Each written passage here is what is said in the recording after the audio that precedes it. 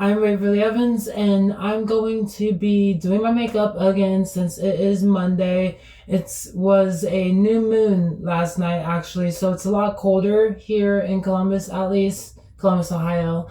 That's where I reside. That's where I was born at 5:23 p.m. on January 28th, 1999. It was a Thursday, and it was snow.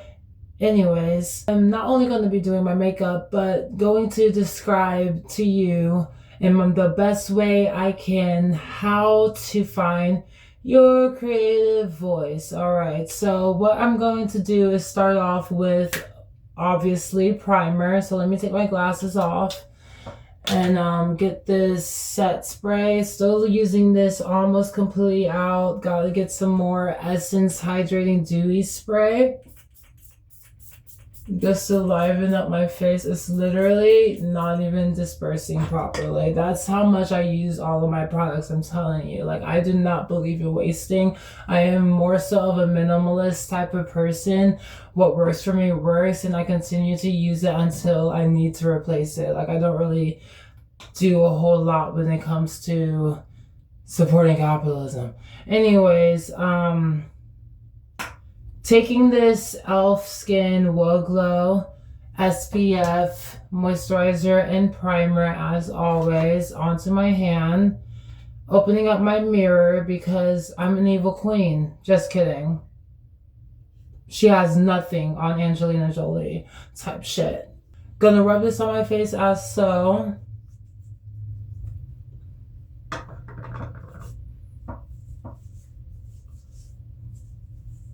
Now, since I'm wearing a wig that has bangs and I'm not showing, obviously, my forehead, since I have the forehead of Taylor Swift, essentially, I don't really need to do too much other than this primer when it comes to my forehead for now. However, I will be still using my Maybelline Perfector 4-in-1 Glow Instant Age Rewind foundation thing. I'm gonna go ahead and screw this out. And with this being La Base, El Base, Lo Siento for my Spanish speakers of the world. Since we're talking about foundation, let's talk about the foundation of how you find your own creative voice, whether that be in writing, in music, in singing, in even dancing. The voice within yourself as someone who aspires to have a signature sound that people can easily know, hey, that's so-and-so or such and such. I personally believe that comes off naturally, especially when it comes to an actual voice. All noise can be organized, and organized noise is what is considered to be music. Music is just organized noise, and the more noise that's constructed in an organized fashion is essentially how music becomes music in the first place. So when you think about like percussion, anybody can start using anything as a percussion instrument. People make beats all the time in school, in class, in building, in anything, just stepping on the ground and marching to the beat of their own drum with their feet. You can do that. And whatever that is, however you walk, your walking pace, for instance, that's your own innate noise. Especially when it comes to when you're not actually having headphones in your ears. The BPM, the beats per minute that you have when you walk is something that comes from within you specifically, okay? And the other thing that comes from within you specifically is your own voice. How you speak is a direct reflection of what I, spiritually speaking, believe to be is your soul. Everybody says the eyes are the window to someone's soul. Yeah, well, a person's voice and how they speak is the window into their amygdala, which is how they're feeling and what they're sensing from other people's feelings and how they interact with other living beings all around them. And what I mean by that is that every single living being has some sort of noise, okay? Even plants have noise when the wind hits them. So with that being said, it's all about being very much observant with how you speak, how you talk to people, how you exclaim things, how you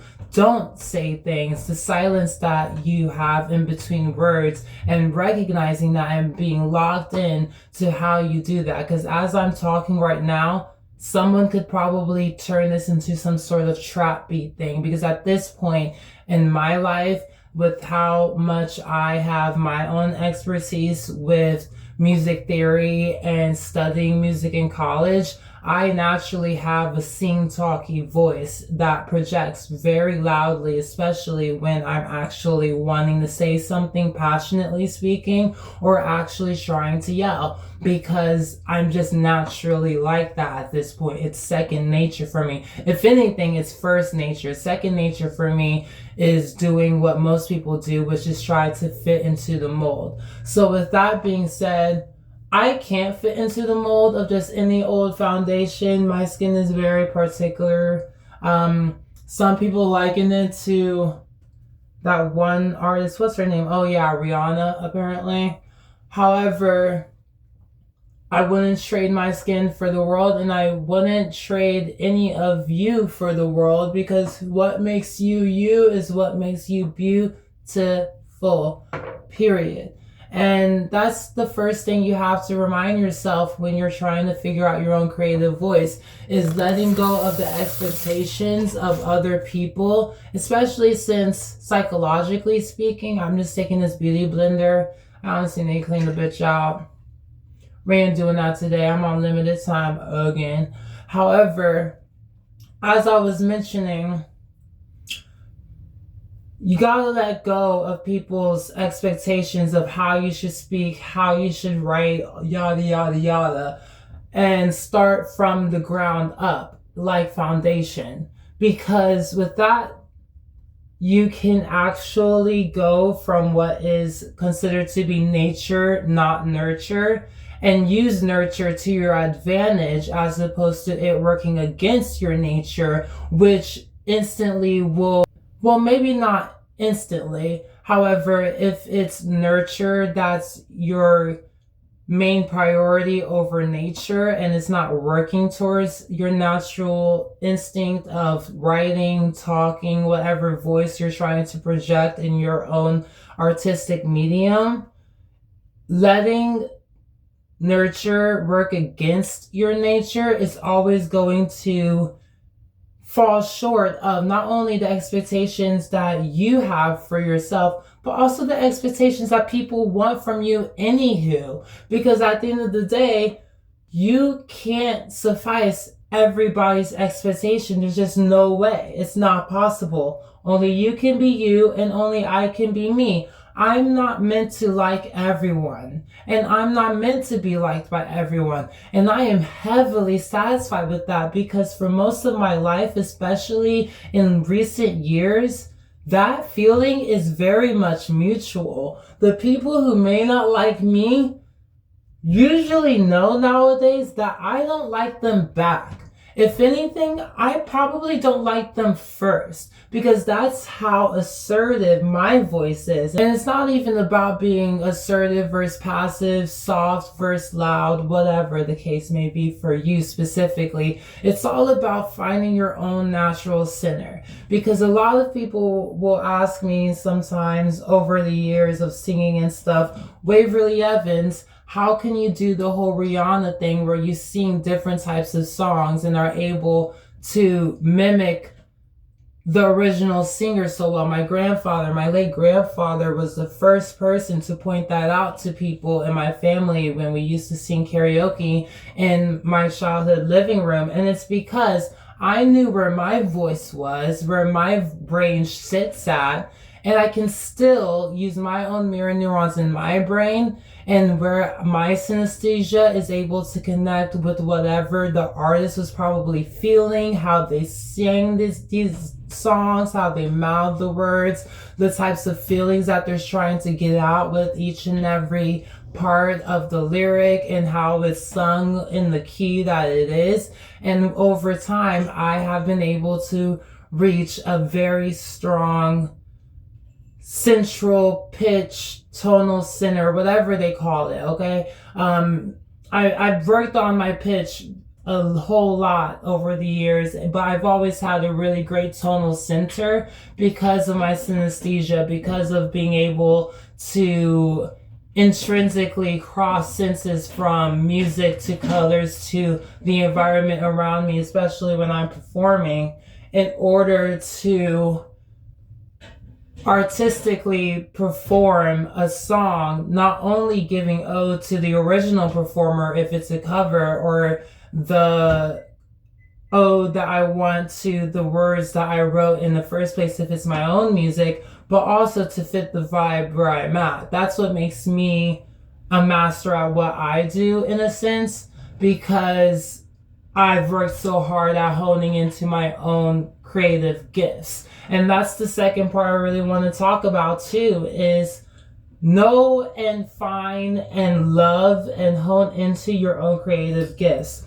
If you're not the best writer, but you're really great at creating music, or you're really great at drawing as opposed to writing, then hone into that, okay? There's always that quote, to be a jack of all trades is to be a master at none. And while there are some discrepancies with that, it is important to start off with the stuff that you already have a natural inkling to doing well, and to hone into that as your foundation.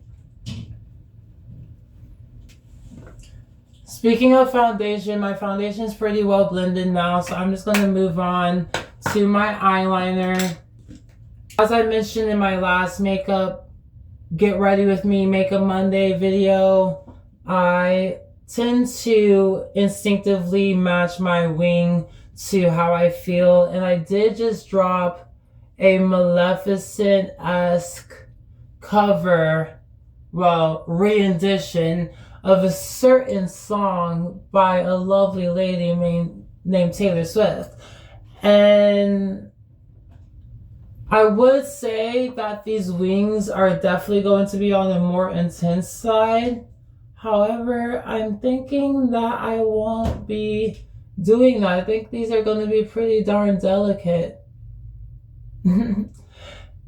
Yeah, they're coming off delicate for real.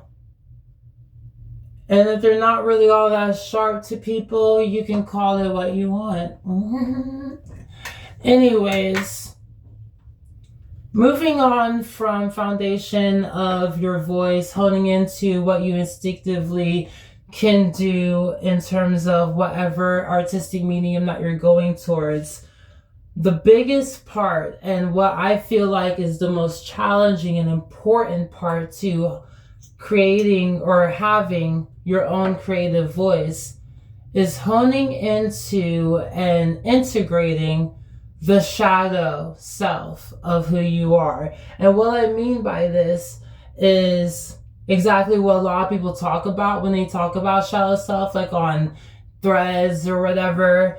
And what I mean by that is all of the baggage, all of the dark side of who you are, all of the things you'd rather people not know about you. Learn from that. Hone into that. Look at it from an omniscient third person, bird's eye point of view, and see that for what it is, okay? So for me, it's being cool. It's being detached. It's being judgmental. It's being easily disgusted, okay? I am in a goddamn Aquarius. So with that being said, it's easy as fuck for me to turn my emotions off, okay? I'll turn my emotions on, or I'll actually seem like I have emotions for someone, seem like I have an attachment towards people, and it will be from a genuine state of mind only up until they misunderstand me. Because as an Aquarius, I'd rather be alone than be constantly misunderstood. However, the catch 22 with being an Aquarius is I'm almost always misunderstood. So I have been the forever alone kid growing up. I have been my own best friend. And with that definitely came as drawbacks, homeschooled for high school type shit. However, because of that, I also was able to jump headfirst into what adults realize, hopefully some point in their life. At a very early age, I honed into this, which is my own individual sense of self. Instead of having my mirror neurons be developed by looking at what other people are doing, I looked inward first, other people second. And that's what it takes to have your own creative voice be so innate within you and so easily projected outward so people know, hey, that person is who they are, which is usually the case of how I project my aura is usually that. It takes that. It takes putting how you feel about yourself first, how much you know about yourself, because you are the only person who knows every little thing about who you are. No one can take that away from you besides the man upstairs if you fuck with what I fuck with in any sort of fashion. Anywho, you being aware of how people feel and you caring about how people feel is natural instinct, and that's definitely necessary. However, how you feel and how much you care about how you feel should be your utmost priority, because who am I to sing a Katy Perry song all rough if I am not in the best of light to sing that? I will instinctively make it a struggle performance and let people feel my pain. You know what I mean? And I'm okay with that because I know what it's like to be in pain and still put on a show. That's what it takes. It takes not only having your highlight reel be put on display, but having your shadow self be put on display. The person that wakes up in the hospital bed after something happened to you deserves some credit too in your artistry, whatever that case is, when it comes to the medium in which you're aligned with. And I really truly believe that, it's what works for me. It's what makes my stuff all that more powerful, in my opinion, all that more compelling to people in a very instinctive, visceral way. Because when I sing or when I dance or when I move, even in casual settings, people can tell it's genuine because it is. There's no ifs, ands, or buts about it. There's so many artists out here, artists from different mediums of art, who obviously are copycats of the next person. You can take an archetype of someone else, of some other being, and still not have any sort of genuine embodiment of whatever that artist is, because you're not putting a bit of you in it. And that's what it takes, is knowing yourself enough and trusting yourself enough to put a whole lot more of you in it, your own little version, and acting on it in a visceral fashion.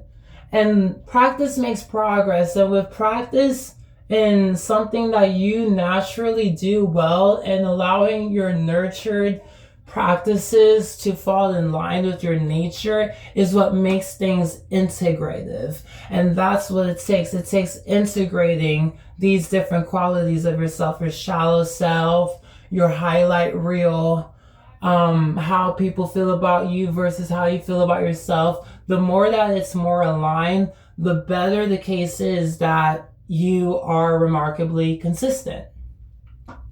So with that being said, I'm going to go ahead because I'm not really wanting to do too much today. I'm going to do some contour real quick. And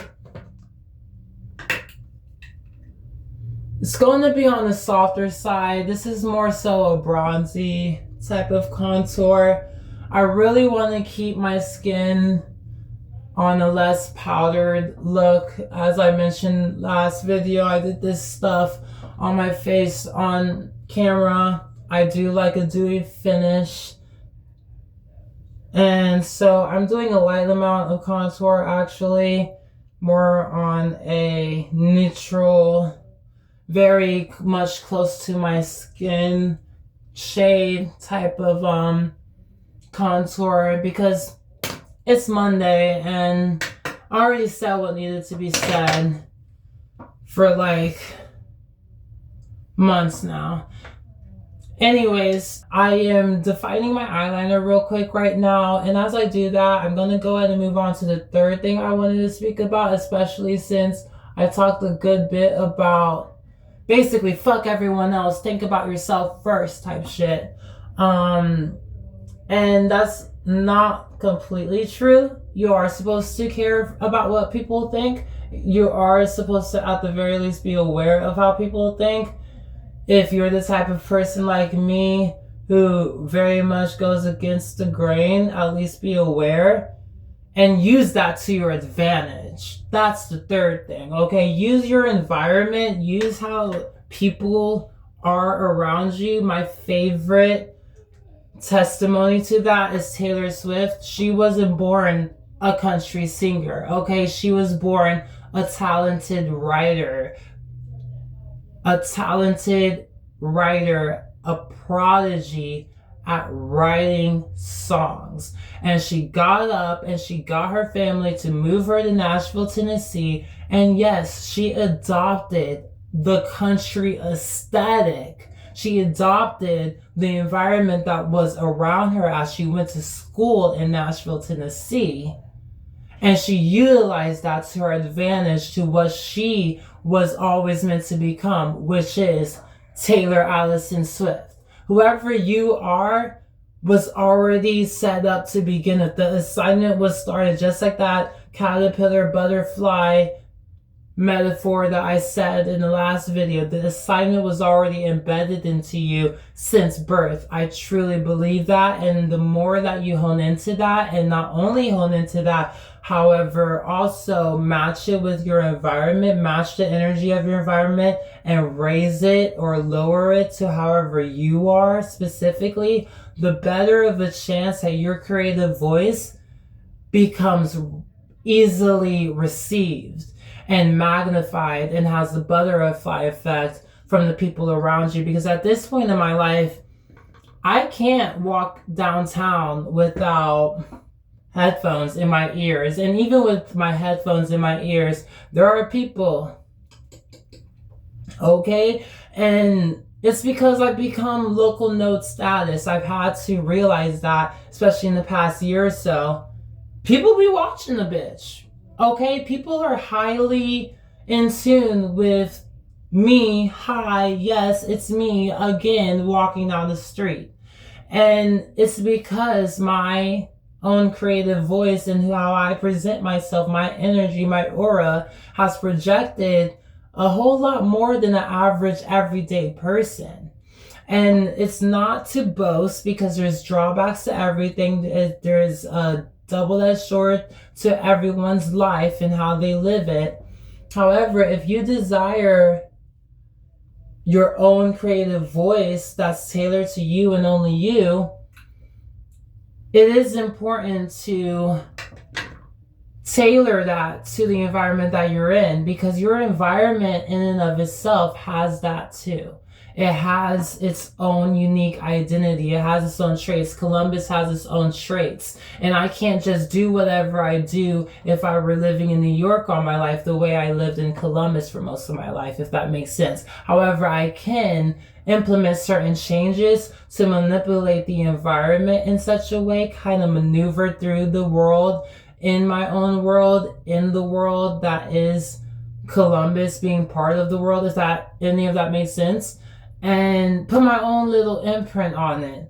And the more consistent I do that, the more it has to start to operate within those expectations. Because this, my belt, my hair, my wig, my makeup, my eyeliner, these consistencies is what builds my signature look, my signature aesthetic, my signature whatever. And so when I open up my voice, you know it's me. I'm not just anyone. The way a lot of people feel like they're just anyone. And if you desire to not be just anyone, the first thing you gotta realize is that no one is just anyone. We're just heavily conditioned to think we're just anyone.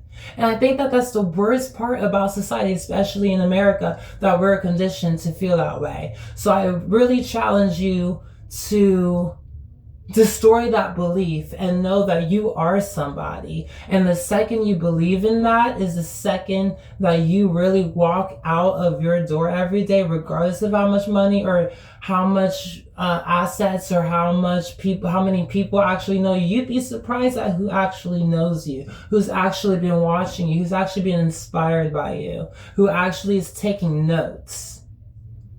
Because the results will be staggering once you get to where you're destined to be, the more you work on yourself and not so much how other people are and working on you the way that you feel like other people. People aren't even thinking about you like that. That's the whole spotlight effect bullshit, you know? People are thinking too much about themselves in the first place. We live in a selfish world. So it's important for you to utilize that to your advantage too and recognize that while other people are operating based off of how other people feel about them, how everyone feels about them around them, you can be operating, or you are operating at a frequency that makes other people, most other people, operate around you. That's what creates main character energy. And not everybody can easily do that. But if you're not someone who can easily do that, you're probably not even watching this video right now. So with that being said, I am going to move on. Obviously, I put some lip gloss, some potent lip gloss as usual, as blush up on my cheekbones. And I'm going to quicken up the pace because I still need to make sure I have a packed lunch.